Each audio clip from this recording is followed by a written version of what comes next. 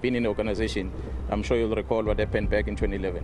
I had the entire state security, entire crime intelligence deployed on me because we were seen as a threat to the national security, simply because there was a file on our desk about a very senior politician.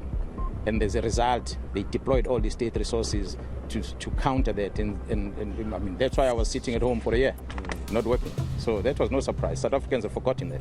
Yeah. I sit at home without doing anything, simply because I deal with the rogue animals in the organization.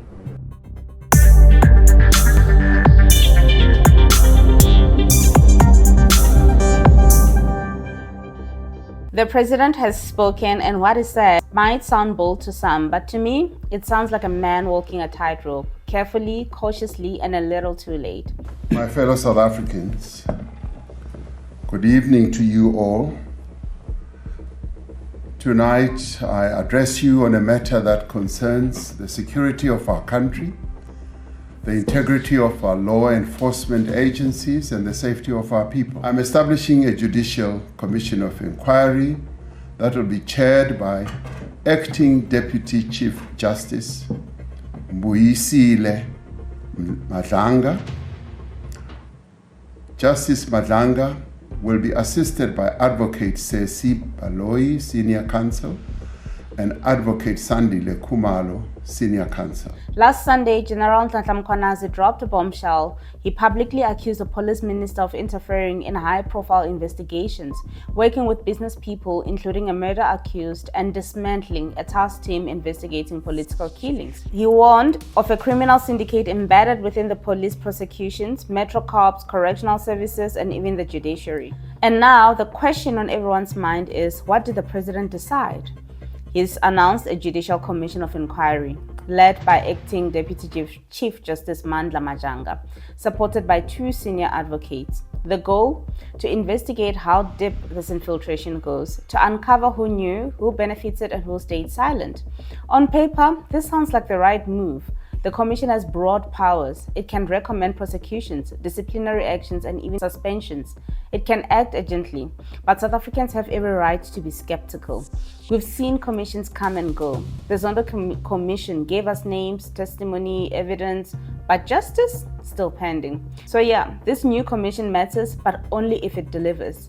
Will this commission remove the rod or just rearrange it? Let's talk about the elephant in the room, Minister Mchunu. The president placed him on special leave, not suspended, not fired, just gently placed to the side to make room for the process. He's expected to cooperate, and in the meantime, the president has appointed Professor Firoz Kachalia, a respected law professor, anti-corruption advisor, former MEC, to serve as acting Minister of Police starting in August. Why August? If this crisis is urgent and apparently an interim minister will serve in the meantime, but the optics, not great. While whistleblowers risk their lives to tell the truth, those accused get paid time off and a clean runaway.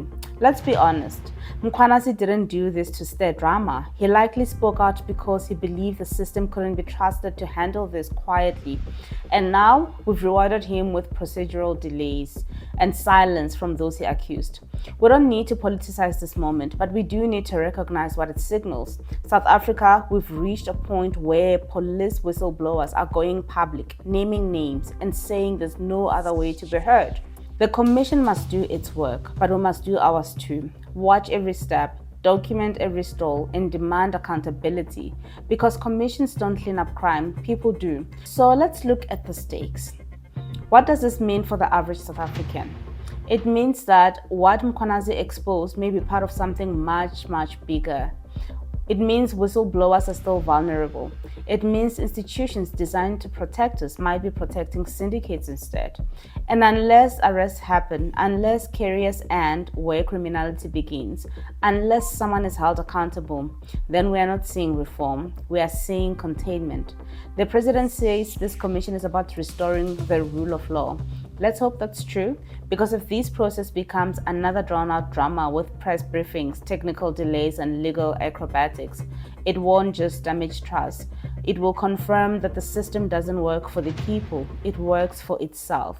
The commission will report back in 3 months, then 6, then eventually with a final report.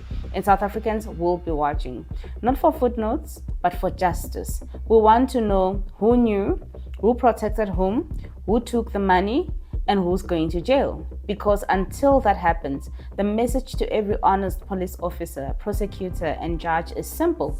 Don't rock the boat, don't speak out, and whatever you do, don't expect backup. We must change that. We must protect those who protect the truth.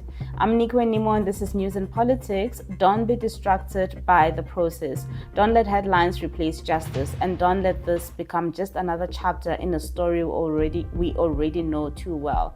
South Africa doesn't need more commissions. It needs courage. It needs accountability. It needs justice now.